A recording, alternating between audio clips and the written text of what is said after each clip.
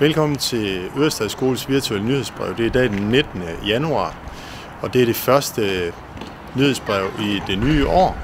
Og vi kommer rigtig godt i gang med her i det nye år 2015. Vi er i vores IT-gruppe tager i morgen til London på BED-konferencen. Det er en konference, som omhandler nye læringsteknologier. Der skal vi blandt andet også ud og besøge nogle skoler, og vi skal også ud og besøge vores samarbejdsskole, Thomas Tallis, som ligger i London, som vi er ved at udvikle et samarbejde med, som kommer til at omhandle en lidt større grad af samarbejde omkring både læringsstile, læringsområder og forskellige faglige indsatser. Så det ser vi rigtig meget frem til.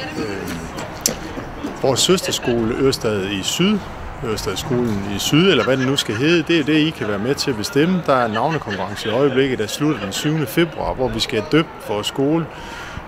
Så hvis I har et godt bud på det, så send det endelig ind.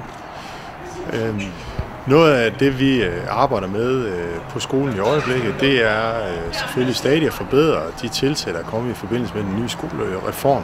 Men det er også, vi har drejet vores fokus lidt hen på, at vi skal til at udvide vores udskoling. Vi får vores første 7. klasse til august, så vi er ved at have nedsat en arbejdsgruppe, som er ved at finde på nogle gode tanker, som ligger i tråd med den måde, vi laver skole på i det daglige.